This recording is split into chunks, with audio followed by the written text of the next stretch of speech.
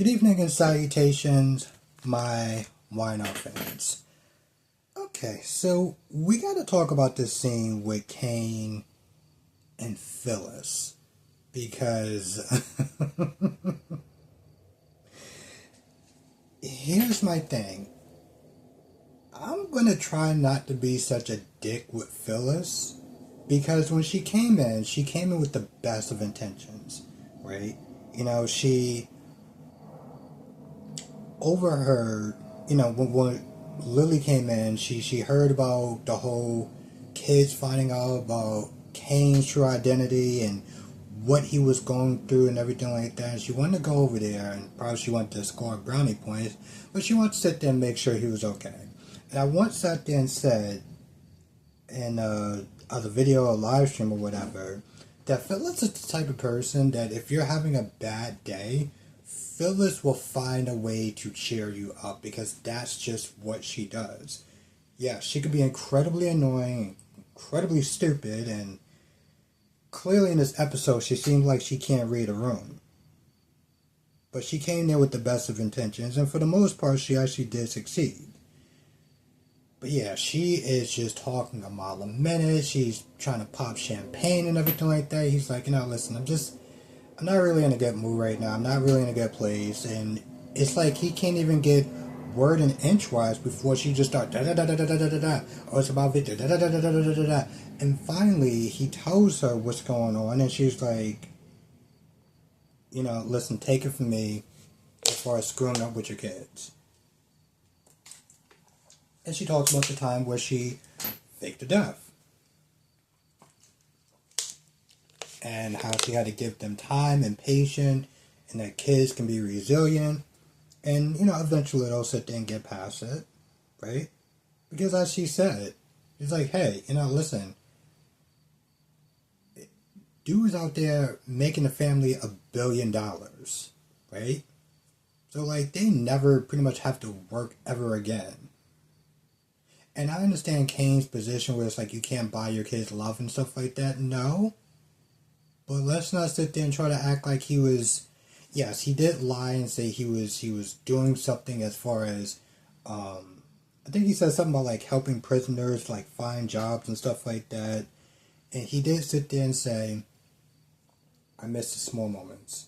I miss the big moments. The Christmas dinners, the Thanksgivings and stuff like that.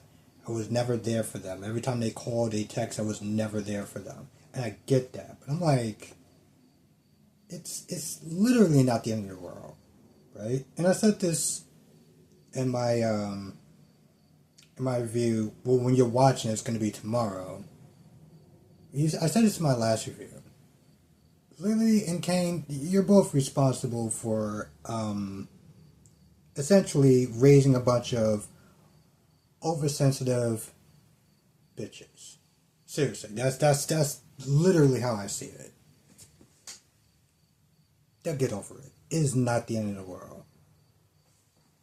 I'm not a parent, so I can't sit there and speak to the devastation he feels for feeling like he lost his children's, he betrayed his children's trust and love and stuff like that, but like I said, Phyllis had done worse. You know what I'm saying? I don't think that's the worst thing he's done to his kids. So I really do feel like Lily is, like usual, overblowing it. But there's a couple of times where she keeps using this phrase as far as partners. We're in this partnership. We're great partners. We're going to be great partners. And here's the thing. Kane was like, listen.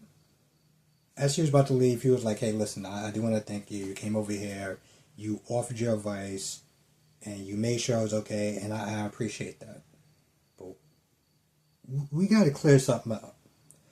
And when he said that, when he was just like, we got to get something straight, I was like, oh, okay, I need to sit down for this one. He was like, we're not partners. We're not equals. You're not my queen to my king. Yeah, essentially it was like, you work for me. You need to understand that. And she was like, yes. Oh, she also did sit there and say that Nick was playing him. pretending to be nice and buddy buddy and everything like that. I was like, wow. I mean, granted, yes, most likely that whole plan about him snitching trying to get close to Kane was probably not gonna work. But it's just like, god damn, you sold him down the river. You like threw him under the bus. You know, listen, I don't think that, as Victor said, she would give up her firstborn, but like, it seemed like she would have no problem Snutty giving up the father who said firstborn. Now, Claire and Tessa are pretty much in the park just catching up. Her talking about her feelings for her dad. Tessa Snutty talking about Mariah just randomly deciding, oh, I did something bad and we need to sit there and separate. And then we get back to Kyle and Niece and everything like that. And she's like, listen, before we have this conversation, I'm going to need something a lot stronger than this tea. So he decided to go to society. And long story short, Daniel and Holden are chopping it up. See, this all starts when Holden is there talking to Kane about properties and stuff like that.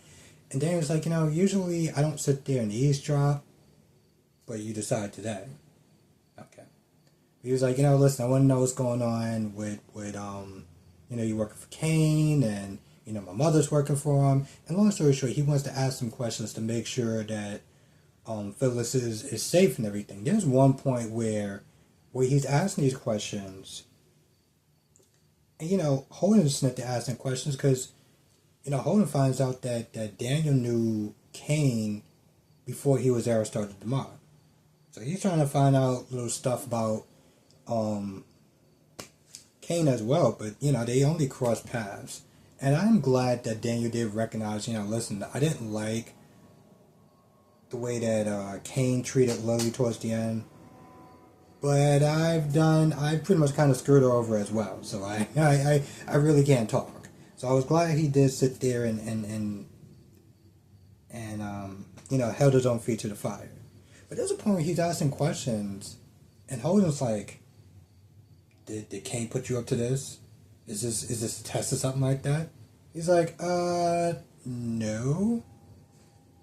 Then they continue talking until Claire and Tess get there, and they're all meeting up or whatever. Holden's like, why don't you join us? I'm buying some drinks or whatever. They all have this Vespis. I wonder if that's a real drink. Let me know if that's a real drink. I'm gonna have to look that up. Anyway, while they're drinking, they each kind of talk about their own grief and pain and stuff like that. Holden losing Damien. Daniel losing Heather. Claire losing Cole. And although Mariah is still here, pretty much the end, the death of their marriage. But, they're all drinking and drinking together, and like Tessa said, at least we can all be sad together. The last scene is Jack and Diane, where Diane is recreating, I don't know, Niece or whatever with the music and everything. They're talking about Victor as far as Claire and Kyle's going, and just that they're saying maybe that Victor went too far, or hopefully he'll learn something because Claire's just not going to take it anymore. They're also talking about Kane. There's one point where Jack calls that trip a nightmare. And I'm like, a nightmare? Really? You're in a nice, fancy train car. You are drinking the best wines and drinks and food or whatever in the world practically. The dude is a billionaire. You're talking about all that was a nightmare? A nightmare? Really? Bro, you didn't even know Damien. Okay? And as far as everything is concerned, by the time you found out, it was already over. Right? It's not like, I forgot his name. The dude that wound up unaliving himself at the unaliving Kane. It wasn't like there was a killer running around for much longer. So, you found out it was already done. So why are you sitting there talking about, oh, I had to go through a maze? Oh, boo-hoo, you had to go through a maze. Bro, the fact that he called it a nightmare, as much as I like Jack, there's a part of me was like, man, you are privileged as shit if you're actually going to consider that a nightmare. Uh, do, do, do, do, do, do, do, do. Yeah, that's pretty much about it. I feel like there might be something else. Like I said, Daniel and Holden, for the most part, they seem like they got along. Um, Besides that little arc where it's like Holden was sitting there accusing accusing Kane of putting Daniel up for asking him questions and stuff. Because Daniel was asking questions, but he's like, hey, listen, you can't sit there and tell me that's fine. I just want to make sure that she's going to be good. Other than that, it was a smooth conversation. Everyone seemed like they got along. Um, I do feel like if Kyle and Claire don't work out, Holden's actually going to be waiting in the wind.